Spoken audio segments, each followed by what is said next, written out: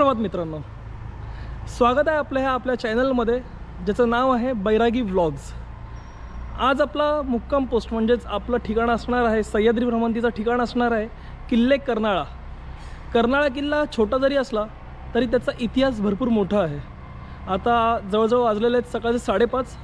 आपल्या इथून जवळजवळ 40 किलोमीटरचं हे अंतर असणार आहे आणि वन डेसाठी आणि बिगिनर्स लोकांसाठी सुद्धा हा ट्रेक सोपा असल्या कारणाने आज आपण हा निवडलेला आहे। तर चला तर मग माझ्यासोबतच राहा, कारण का हा संपूर्ण ही सह्याद्री भ्रमंती खूप छान असणार आहे आणि इतिहासही आपण अनुभवणार आहोत। सो माझ्यासोबतच राहा, भेटू।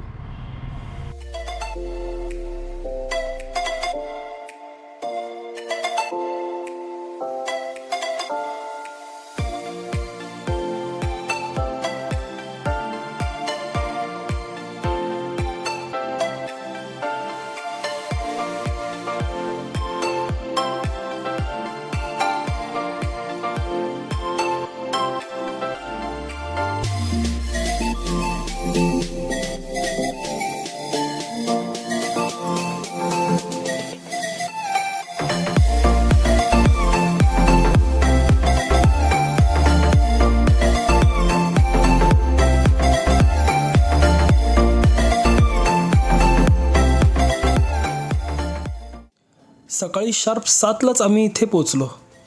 गर्दी तशी काही नव्हतीच, त्यामुळे पटकन तिकीट काढून निघू म्हटले तर मी बोलता बोलता तिकीटवाल्या काकांशी गप्पाच मारायला लागलो। ह्या किल्ल्याच्या पायथ्याशी बर्ड सँच्युरी म्हणजेच पक्षी अभयारण्य असल्याने हा किल्ला वनविभागाच्या आधिपत्याखाली येतो। त्यामुळे सकाळी 7 ते संध्याकाळी 4 ह्याच वेळात आपल्याला ह्या किल्ल्याला भेट देता येते। मग काय, तिकीट काढले आणि सकाळी सकाळी गेट ओपन झाल्यावर प्रवास सुरू केला। सुप्रभात परत एकदा। आता आपण आलेलो आहोत कर्नाळा किल्ल्याच्या गेटच्या आतमध्ये। सकाळचे वाजलेले आहेत अराऊंड 6:15। 1 तास लागला आपल्याला इथपर्यंत पोचायला, 1 ते सव्वा तास। गेटवर बॅग चेकिंग होते। हां, जर तुमच्याकडे प्लास्टिकच्या बॉटल्स असतील तर त्या इकडे तुम्हाला दाखवाव्या लागतात, त्याचे डिपॉझिट भरावं लागतं आणि ट्रेक झाल्याच्या नंतर आठवणीने त्या बॉटल्स परत त्यांना दाखवावे लागतात, तरच तुम्हाला तुमचे डिपॉझिट पैसे परत मिळतात। जवळजवळ 200 रुपयाच्या आसपास ते घेतात। आपल्याकडे जास्त प्लास्टिक नसल्या कारणाने आपल्याकडून पैसे घेतलेले नाही आहेत। अजून तुम्हाला एंट्री फी असते जवळजवळ 60 रुपये। आम्ही दोघं असल्या कारणाने आपल्याला 120 रुपये भरावे लागले आणि पार्किंगचे 50 रुपये। तुम्हाला संपूर्ण चार्ट मी व्हिडिओमध्ये दाखवेनच किती रेट्स आहेत। आता चाललेलो आहोत, नॉर्मल रस्ता आहे कारण का ही सध्या बर्ड सेंच्युरी असल्या कारणाने नॉर्मलच रस्ता त्यांनी ठेवलेला आहे। पुढे गेल्याच्यानंतर आपला ट्रेक स्टार्ट होणार आहे। कर्नाळा किल्ला पनवेल स्टेशनपासून जवळजवळ 12 ते 13 किलोमीटरच्या अंतरावर आहे। स्टेशनपासून तुम्हाला ह्या साईडला यायला बस भेटतात, स्ट्रेट ट्रान्सपोर्ट म्हणजेच ST। त्या ST घेतात एक 40 ते 50 रुपयाच्या आसपास। रिक्षाच्या भानगडीत पडू नका कारण का रिक्षावाले तुम्हाला लुटण्याची शक्यता आहे। मी सध्या गाडीनेच आलो असल्या कारणाने आपल्याला 40 किलोमीटरचं अंतर होतं, 1 तास लागला। सो बाईकनेच आलो। चला पुढे बघूया गंमत सह्याद्रीची, भेटू। गेटमधून सरळ आल्याच्या नंतर ह्या चौकातून पुढे जर तुम्ही आलात, हे बघा, जर सरळ तुम्ही आलात तर समोरच आपल्या दिसतात ह्या 2 वाटा। एक डावीकडून वर जाते आणि एक सरळ उजवीकडून सरळ जाते। आपल्याला उजवीकडची न घेता हे बघा पुढे जर आपण थोडंसं आलो तर आपल्याला दिसतं ही डावीकडची वाट आहे। हीच सरळ वाट ट्रेककडे जाते। ह्याच आपल्याला वाटेवरून पुढे जायचं आहे किल्ले कर्नाळा। तर मगाशी ज्या चौकात आपण उभे होतो तिकडून जर आपण डाव्या बाजूने वर आलो तर 15 ते 20 पावलांवरच हा ट्रेकचा मेन ट्रेल सुरू होतो मित्रांनो। इथूनच आपला खरा ट्रेक सुरू होणार आहे। आणि मगाशी माझ्या हातून एक महत्त्वाची गोष्ट राहून गेलेली आहे, ते म्हणजे आपल्या महत्त्वाच्या मेंबरचं इंट्रोडक्शन। ते मी आता तुम्हाला करून देतोय। गेल्या वेळेसच प्रमाणे ह्याही वेळेससुद्धा सह्याद्री भ्रमंतीमध्ये आपल्यासोबत जॉईन झालेली आहे मिसेस ओमकार झांजले, मिसेस रोहिणी ओमकार झांजले। बोल हाय कर मित्रांना। हॅलो, कशा आहात? तर चला मित्रांनो, करूया आपल्या सह्याद्रीची सफरीला सुरुवात। भेटूया लवकरच। कर्नाळा किल्ल्याच्या पायथ्याशी असलेल्या शिरढोण गावात जन्मले होते वासुदेव बळवंत फडके। ह्यांचेच आजोबा कर्नाळा किल्ल्याचे किल्लेदार होते। हेच फडके माध्यमिक शिक्षण पूर्ण करून पुण्यात जाऊन ब्रिटिश सैन्यात लेखापाल म्हणून भरती होतात आणि पुढे ह्याच फडकेचे रूपांतर होते ते थोर क्रांतिकारक वासुदेव बळवंत फडके ह्यांच्यात.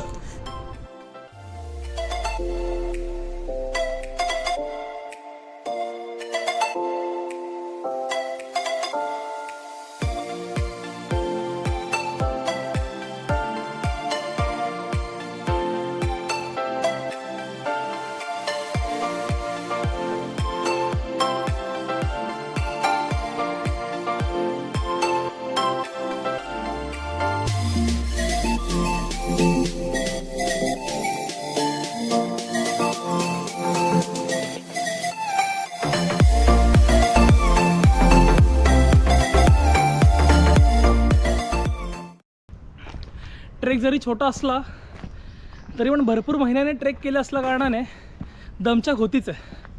आता फक्त 15 मिनटं पण नसतील झाले चढाई करून, पण घामाने टी शर्ट सगळं भिजलेलं आहे. आमच्या दोघांची हालत तीच झालेली आहे.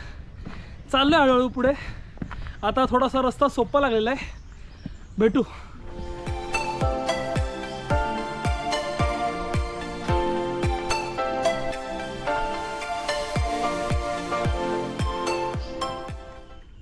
थोडी चढाई करून झाल्याच्या नंतर तुम्ही येऊन पोचता ह्या रस्त्याने. ह्या अशा दगडी ठिकाणी बघता तुम्ही, संपूर्ण दगड आहेत. तर ही जागा अशीच काही बनलेली नाही आहे. पावसाळ्यात ह्याच ठिकाणी भला मोठा धबधबासुद्धा असू शकतो, ह्या जागेवरून दिसून येते. पण आता सध्या हिवाळा असल्या कारणाने उन्हाळ्यात किंवा हिवाळ्यात ही संपूर्ण जागा सुकलेली असते. तर आपल्याला तुम्ही कन्फ्यूज होऊ शकता की ह्या वाटेने जायचं की ह्या वाटेने. तर लक्षात ठेवा मित्रांनो, ही वाट तुम्ही निवडायची नाही आहे. पुढे बोर्डसुद्धा लावलेला आहे वन विभागाने. तर ह्या रस्त्याने तुम्ही जायचं नाही, तर तुम्ही चुकाल. समोरचा छोटा रस्ता दिसतोय, ह्या रस्त्याने आपल्याला वर किल्ल्याकडे जायचं आहे. चला भेटूया. आता जवळजवळ 60% ट्रेक आपला कंप्लीट झालेला आहे आणि तुम्ही बघताय सूर्यदेव आपला रथ घेऊन डोक्यावर कसा सवार झालेला आहे. त्याला एकच मागणं आहे, आज थोडी झळ कमी बसू देत. आमच्या महाराजांच्या गडावर आलेलो आहे. हां, पण कष्टच झाले नाहीत तर सह्याद्री फिरण्याची मजा काय. चला तर बघा, बोलल्या बोलल्या कवडचा थेट डोळ्यावर मारला आहे सूर्यदेवाने. भेटू. तर आता मी तुम्हाला या किल्ल्याचा इतिहास समजवतो. हा किल्ला जरी छोटेखानी असला आणि एका दिवसात जरी संपूर्ण ट्रेक कंप्लीट करता आला, छोटासा असला तरीसुद्धा ह्या किल्ल्यावर घडलेल्या घडामोडी भरपूर जास्त आहेत. तर सुमारे 15 शतकाच्या आधीपर्यंत हा किल्ला गुजरातचा सुलतान ह्याच्या आधिपत्याखाली होता आणि त्यानंतर अहमदनगरचा निजामशाह हा 16व्या शतकात जेव्हा आला तेव्हा त्याने हा किल्ला आपल्या साम्राज्यात सामील करून घेतला. त्यानंतर 16व्या शतकाच्या अखेरीस म्हणजेच मिड आणि अखेरीसपर्यंत एक उदय झाला मराठी साम्राज्याचा आणि त्याचे सर्वेसर्वा म्हणजे आपल्या सर्वांचे आराध्य दैवत म्हणजेच छत्रपती शिवाजी महाराज भोसले. त्यांनी हा किल्ला आपल्या स्वराज्यामध्ये सामील करून घेतला. पण 1680 ह्या महाराजांच्या मृत्यूनंतर त्यांनी औरंगजेबाने हा किल्ला मुघल साम्राज्यामध्ये आणला.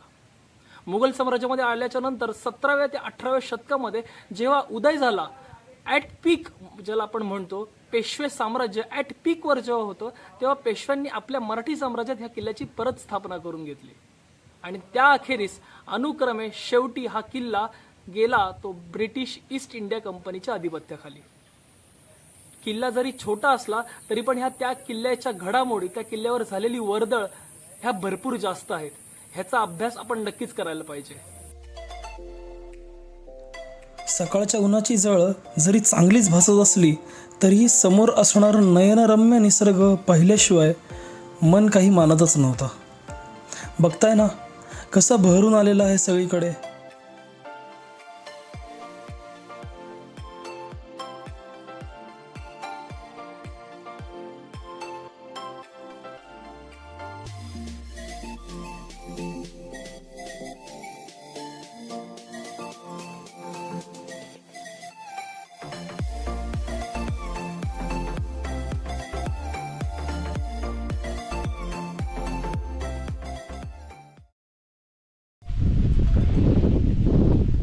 आता जवळजवळ 1 ते 1.5 तासाच्या चढाईनंतर आपण आलेलो आहोत या पठारावर ह्या दिशेने आणि हा संपूर्ण सरळ रस्ता जातोय आपल्या डेस्टिनेशनकडे.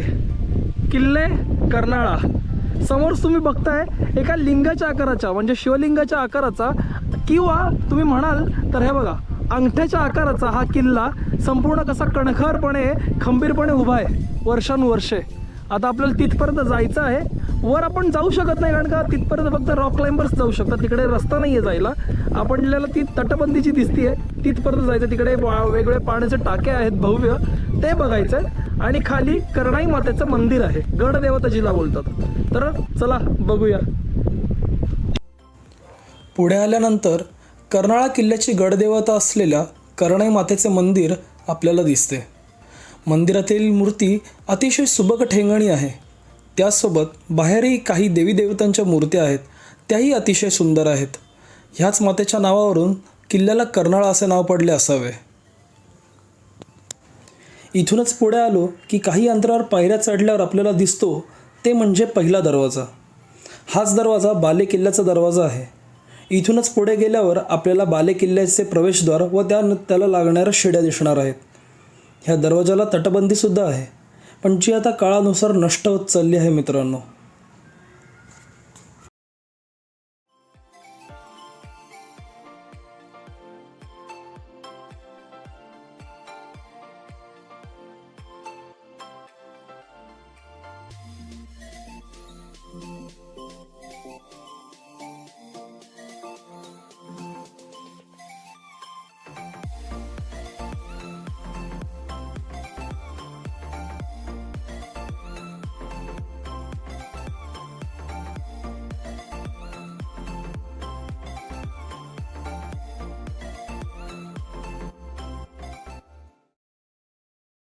आता दाखवल्याप्रमाणे ह्या पायऱ्या चढून आल्याच्या नंतर आपल्याला लागतो हा बाले किल्ला.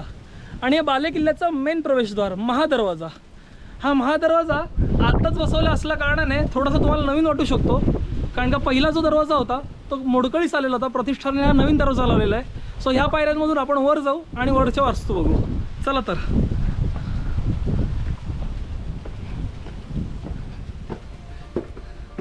किती मस्त दगडी बांधकाम केलेला हा ही वास्तू आहे संपूर्ण मित्रांनो बघा. चला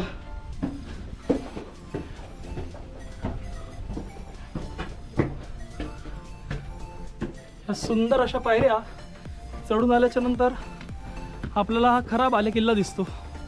हे बघा असा मस्त मोठा बाले किल्ला आहे बघा मित्रांनो.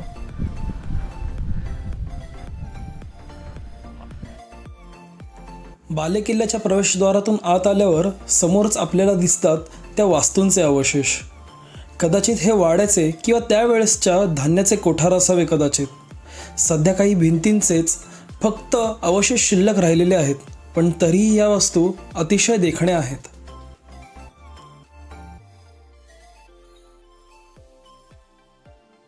पुढे आल्यावर बाले किल्ल्यावर आपल्याला दिसतात ते असे पाण्याचे भव्य आणि विशाल टाके. आणि हे टाके असे इथे खूप आहेत आणि सगळेच मोठे आणि भव्य आहेत. त्यातील काही टाके हे खांब टाके ह्या प्रकारात येतात.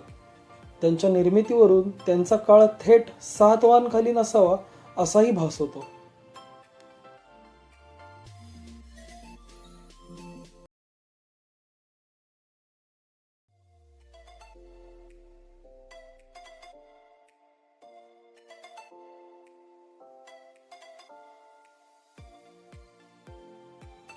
किल्ल्याची तटबंदी अजूनही तेवढीच शाबूत आहे आणि तेही जर तुम्ही त्याची पाहणी कराल तर तुम्हाला दिसेल की इथे अनेको छोट्या छोट्या अशा खिडक्या केलेल्या आहेत. ह्या खिडक्यांना गंज असे म्हणतात. ह्या गंजांमधून समोरच्या गनिमावर लक्ष ठेवले जाते.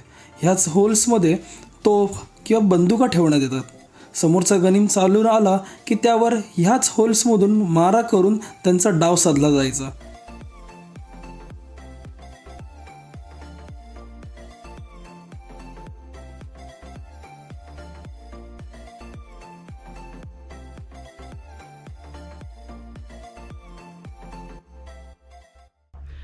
अशा तऱ्हे मित्रांनो आपला ट्रेक कंप्लीट झालेला आहे.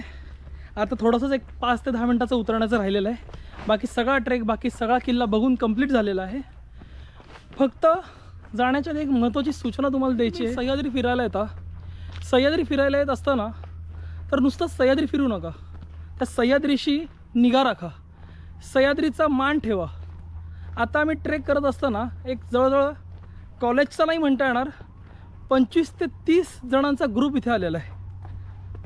आणि हे मित्रांनो अभयारण्य आहे.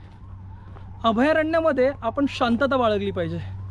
हे लोक गाणी गात चाललेत, धिंगाणा करत चाललेत, उनाडक्या करत चाललेत. तर एवढं फक्त तुम्ही करू नका. बाकी तुम्हाला हा व्हिडिओ आवडला असेल तर ह्या व्हिडिओला लाईक, शेअर आणि सबस्क्राईब मात्र नक्कीच करा. बैरागी व्लॉग्स. आणि असेच अजून आपण भरपूर सह्याद्री भ्रमंती करू, भरपूर दुर्ग भ्रमंती करू. त्यासाठी आमच्यासोबतच राहा. भेटू.